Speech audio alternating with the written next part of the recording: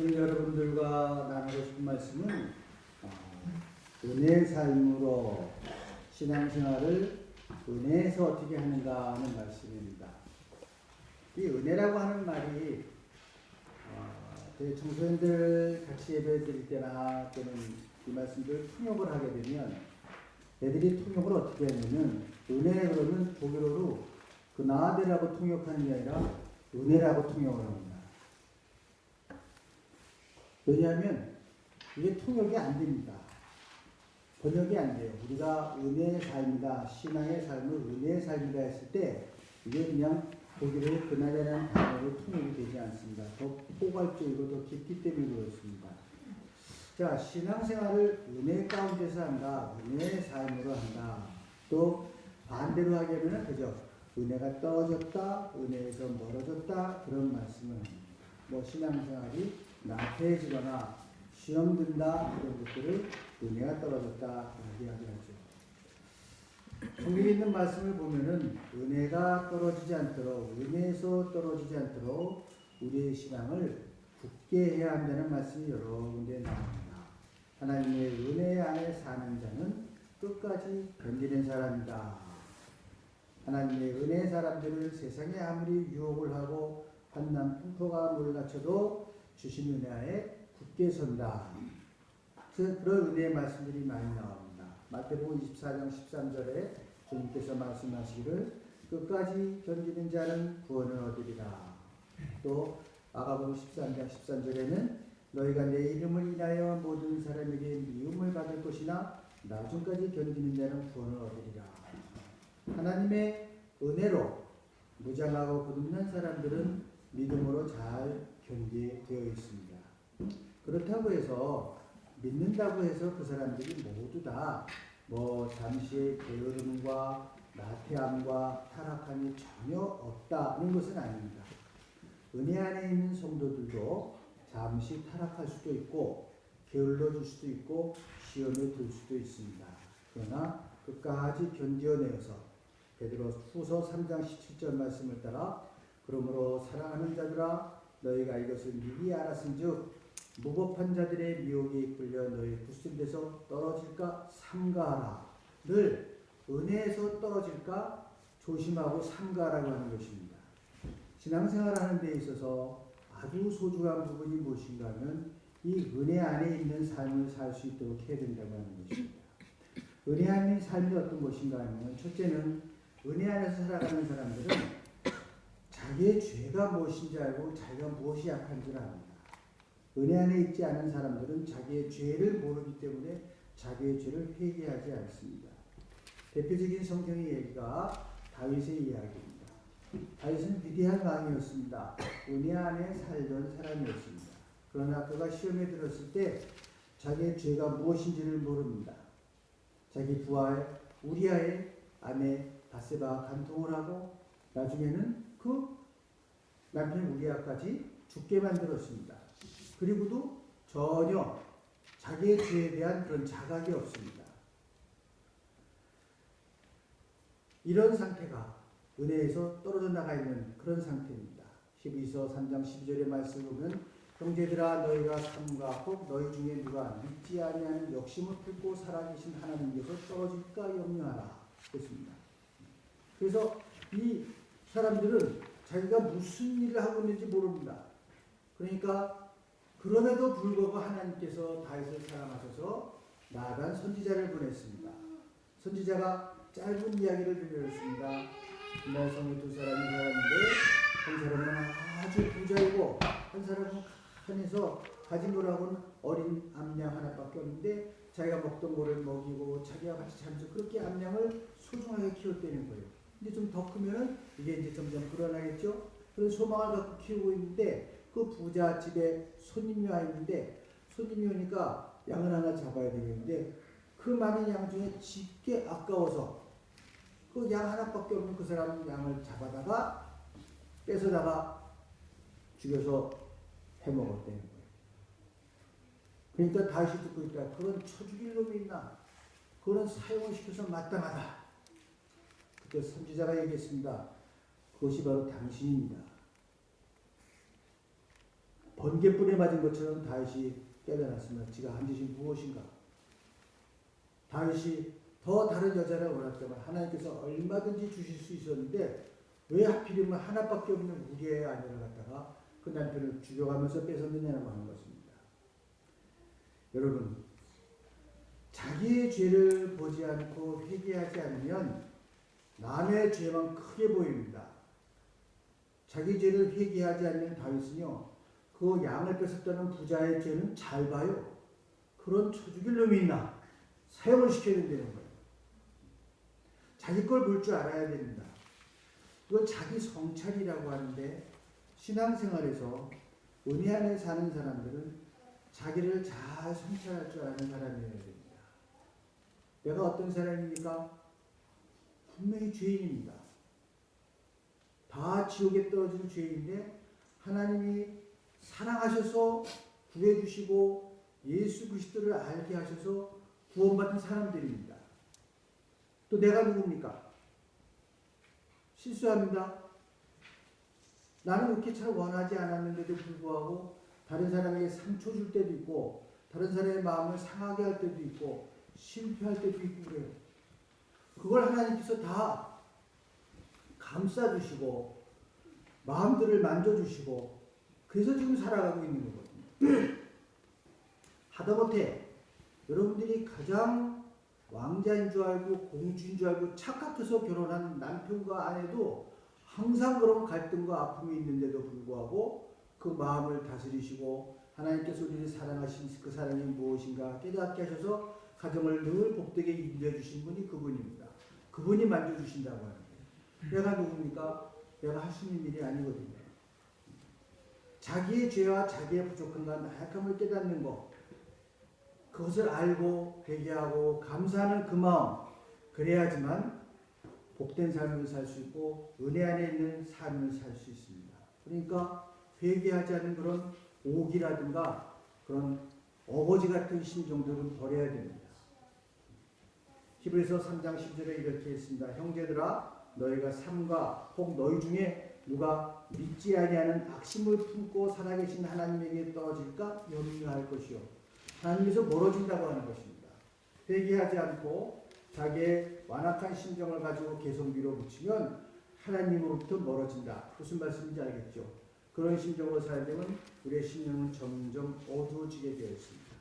그리고 세상을 그 어두운 심령과 눈으로 보니까 비판하게 되고 욱하는 심령들 뭐 이런 것들이 그냥 성격대로 그냥 살아가는 겁니다. 거기에 은혜 안에 복된 삶을 기대할 수가 없습니다. 그래서 은혜 안에 사는 사람들은 자기의 부족함, 자기의 죄를 알고 얼마나 큰 은혜 가운데 사는지 감사하며 사는 사람이 은혜 안에 사는 사람입니다. 두 번째는 은혜에서 떨어진 사람은 신앙생활의 기쁨과 즐거움이 없습니다. 물어보십시다. 여러분들이 오늘 주일 아침에 일어나서 교회에 나오시면서 여러분들의 발걸음이 교회 가는 기대와 즐거움과 기쁨 가운데 나오셨습니까? 일주일에 한 번입니다. 예배 1시간 드립니다.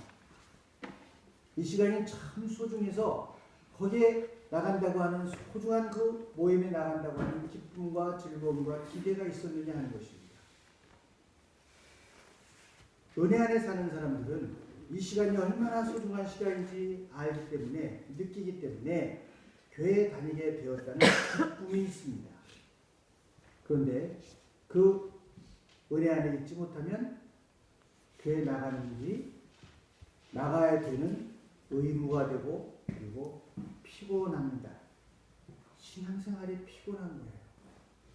주일날 좀 더 잤으면 좋겠는데 거기 나가 앉아있는 것도 피곤하고 설교를 들어봤자 맹수맹수 뭐 감동도 없고 그것도 피곤하고 또 가면 가끔 또 별로 마음에 들지 않는 사람도 있는데 그 사람 만나는 것도 피곤하고 신앙생활이 피곤합니다. 은혜 안에 있지 않기 때문에 그렇습니다. 로마서 5장 2절의 말씀입니다. 또한 그로 말미암아 우리가 믿음으로 서 있는 이 은혜에 들어감을 얻었으며 하나님의 영광을 바라고 즐거워하리라. 이게 은혜 안에 있는 삶입니다. 은혜 안에 있는 사람들은 그래서 기쁩니다. 범사에 감사합니다. 그리고 성령이 충만할 수밖에 없습니다.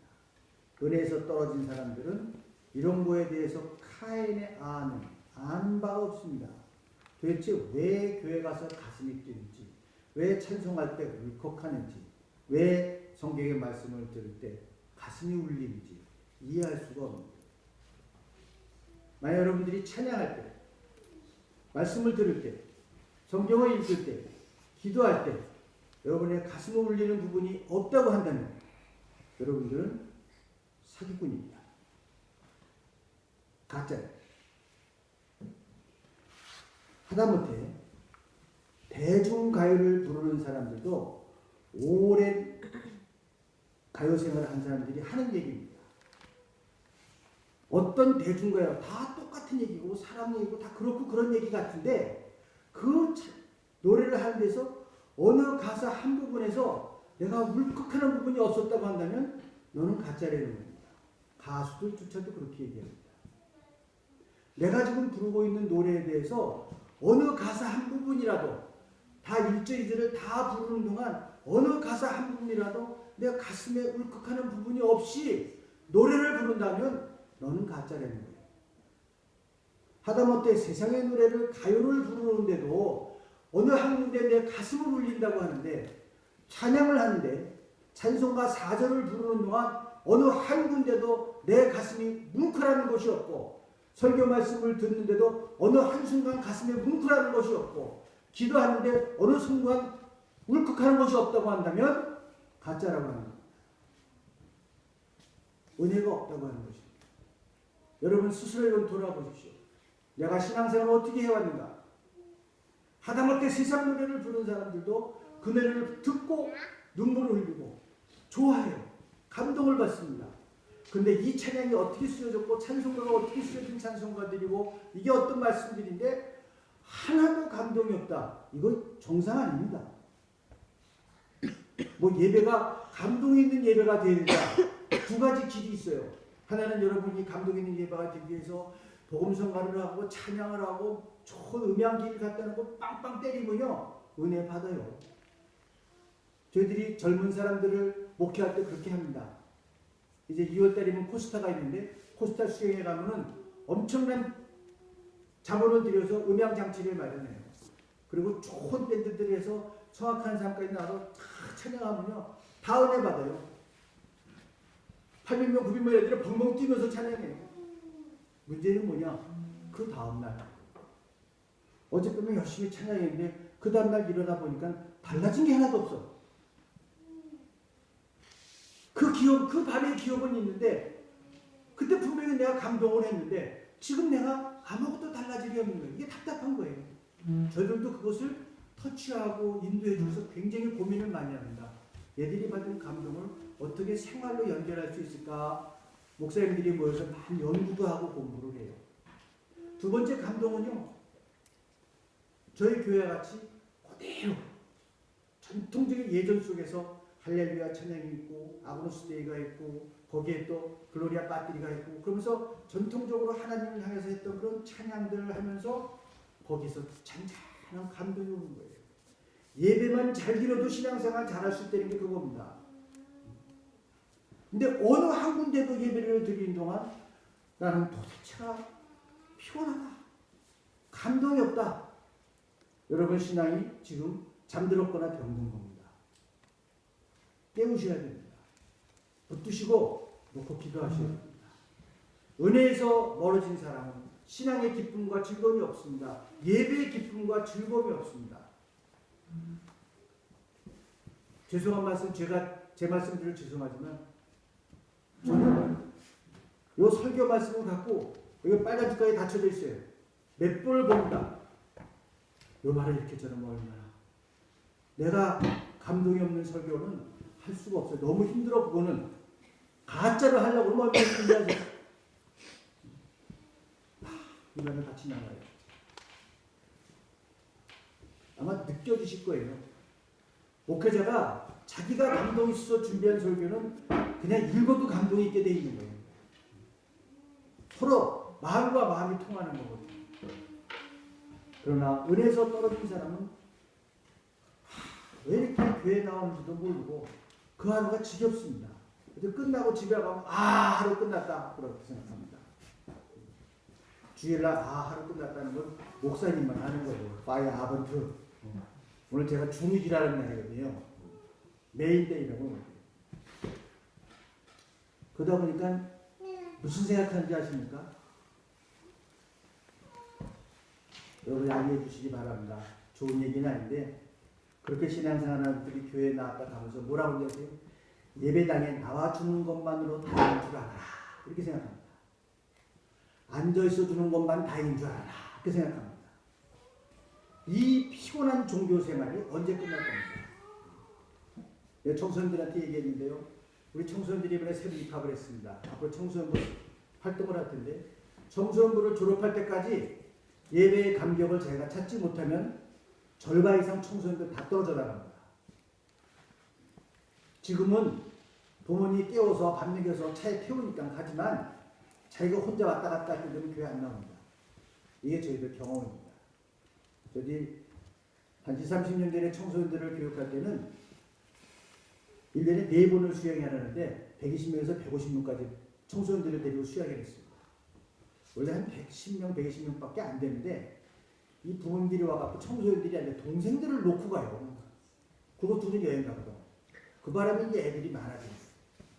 맨날 청소년부라고 나이 제한인데 와갖고 얘도 좀 그러고 놓고 가는 거야. 그래가지고 맨날 애들이 많았었는데 절반이 안 남았어요. 지금 교회 다니는 애들이. 그래서 제가 느낀 게 뭐냐면 이 신앙의 기쁨, 신앙생활의 감격, 은혜 있는 삶을 회복시키지 못하면, 정립하지 못하면 청소년들은 다 교회 떠납니다. 물론 나중에 사회생활하면서 돌아오는 사람들 꽤 많습니다. 저희가 미션 스쿨을 다녔는데 참 지독한 미션 스쿨을 다녔거든요. 모든 걸 예배 시작합니다. 아침에 학교 가면 방송으로 예배 드리고 수업 시작하고 점심시간 되면 방송으로 식사 기도하고 예배 드리고 소풍 가면 옆에 있는 고등학교 애들은 다 뛰어노는데 그때 우리는 예배 드리고 난 그게 너무 싫었어.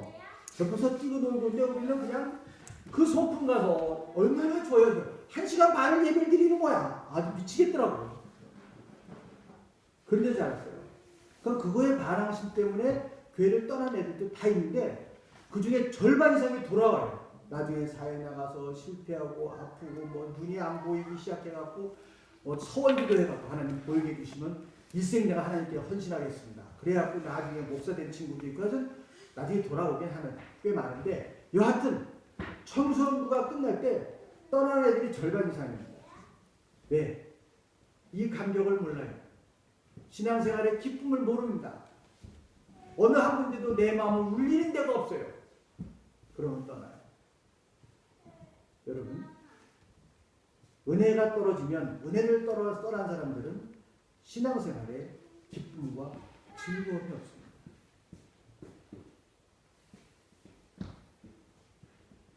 자원하는 심령으로 기쁜 마음을 해야 되는데 억지로 마지못해 하니까 올해 제가 어제 재직회의를 하면서 이런 얘기를 했습니다. 모든 부서가 우리 교회의 모든 모임들이 은혜를 체험하는 모임이 되어야 됩니다. 가슴이 뛰는 모임이 되어야 됩니다.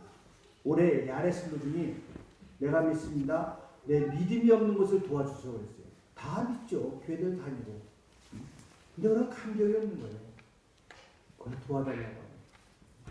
남신도 여신고 충성부 청년부 주일학교 성가대 어떤 모임이 오이코스가 어떤 모임이 있어도 두세 사람이 모인 곳에 주님 함께 하신다고 했거든요.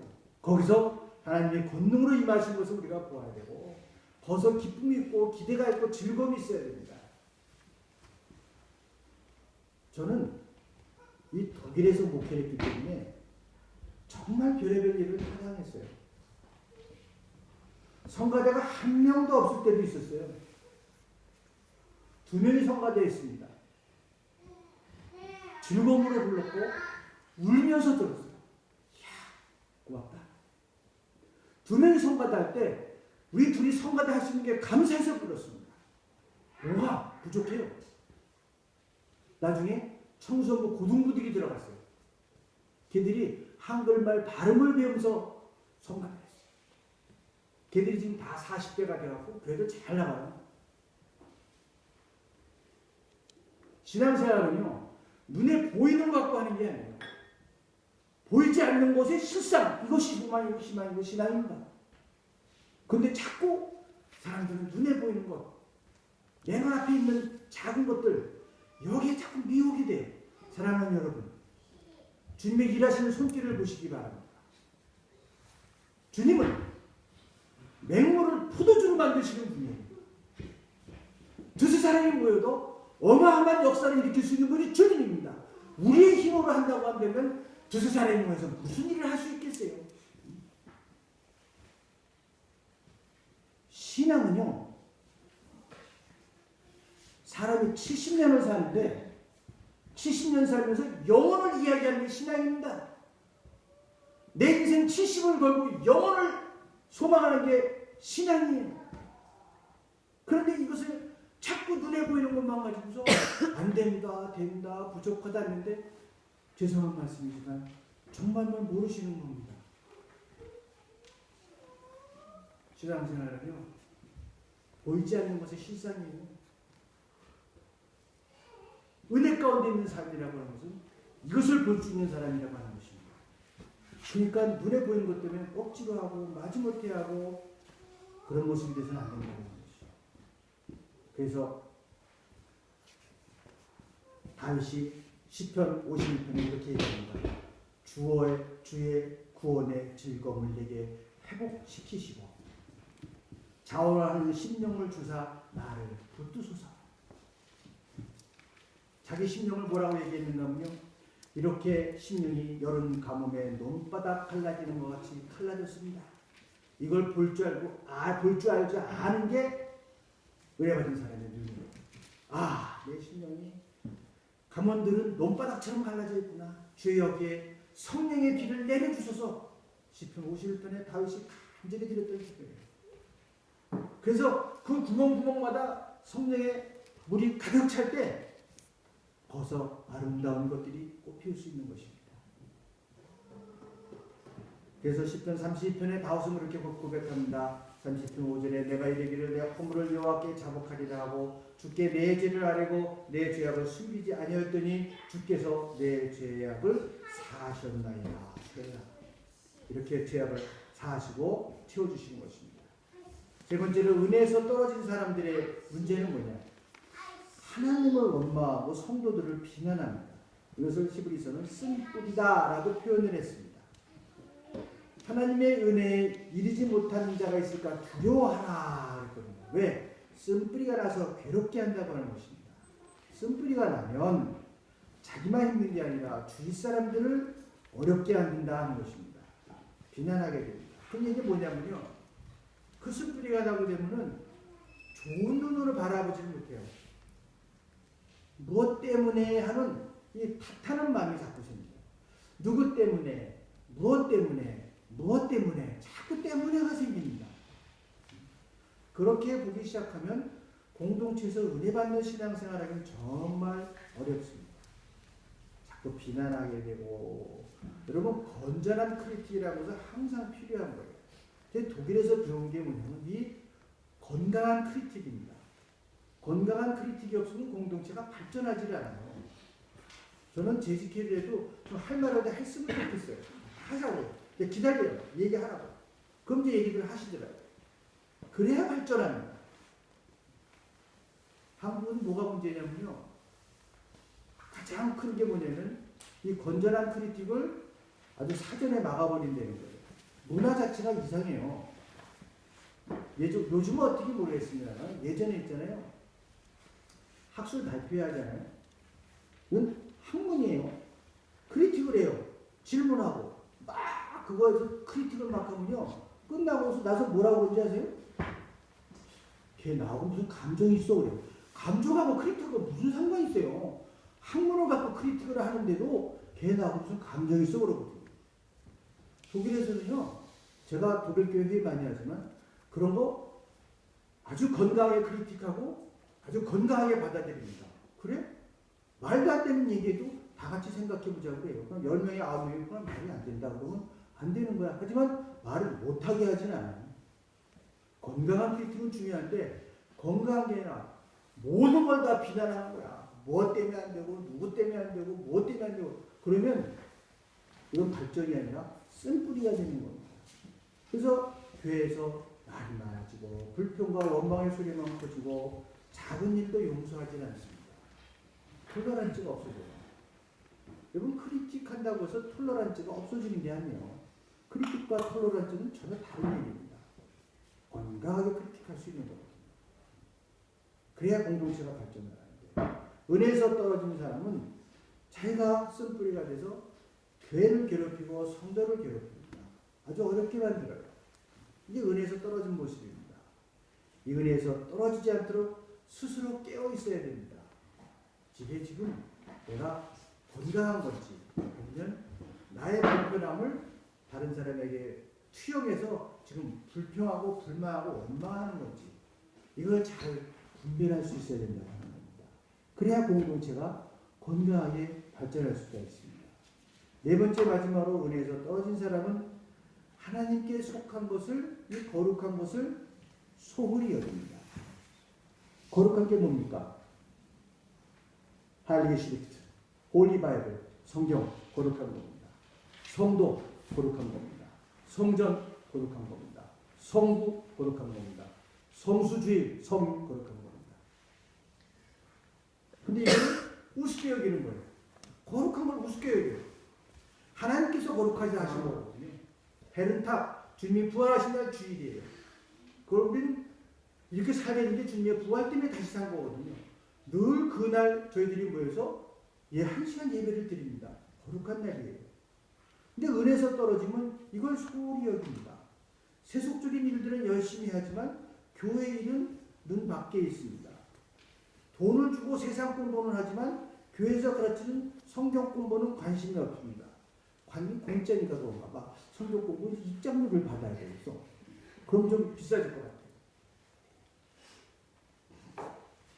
뭐 우습자고 하는 얘기입니다만은 그래서 이게 잘 통계가 나오질 않아서 올해는 당분간 시험적으로 2군데서 설교를 합니다. 성경 공부를 합니다.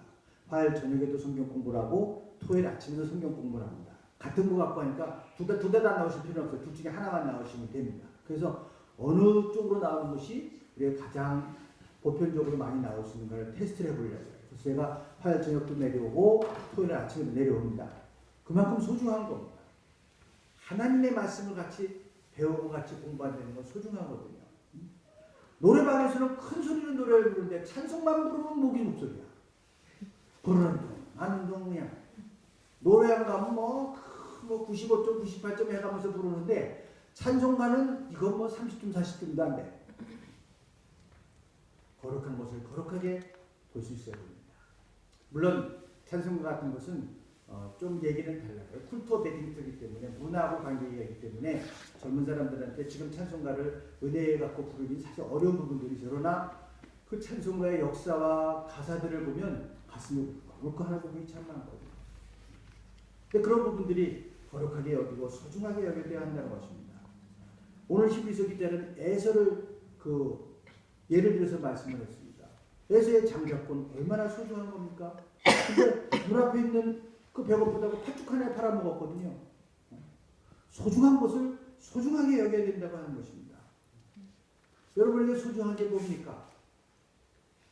지금 교회를 나오느냐 안 나오느냐, 성경을 읽느냐 안 읽느냐, 기도를 하느냐 안 하느냐가 여러분들이 지금 급한 팥죽 하나보다 별로 중요해 보지 않을 수도 있습니다.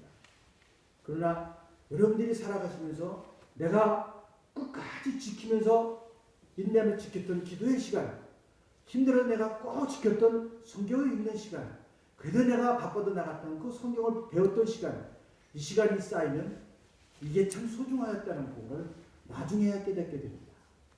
그러나 분명한 것은 이 거룩한 말씀과 기도와 예배 생활이 어느 무엇보다 소중하다고 하는 것입니다. 모든 것에 맨 앞에 우선순위를 이 거룩한 것에 두시기 바랍니다. 그래서 주님께서는 다른 말로 말씀하셨어요. 먼저 하나님의 나라와 의를 구하라. 좀 말이 복잡합니다만은 풀어서 얘기하면 그런 거예요. 모든 여러분들의 경제생활 무슨 생활 다 그 모든 것 앞에 이 거룩한 것을 소중하게 여기는 그런 생활을 하라고 하는 것입니다. 그러면 하나님께서 은혜 가운데 품으시고 지키시고 동행하시고 축복하신다고 하는 것이 주님의 약속입니다. 사랑하는 여러분, 오늘은 은혜 안에 있는 삶이 무엇인가 다시 한번 돌아봤습니다. 올해 야레스 로중이 믿습니다. 내 믿음 없는 것을 도와주옵소서 하는 그 고백입니다. 여러분이 한 해 동안 이런 은혜의 삶을 사모하고 살아가서 정말 풍성한 결실 그리고 복된 신앙생활하는 한 해가 되시기를 주님으로 간절히 축원합니다. 기도합니다.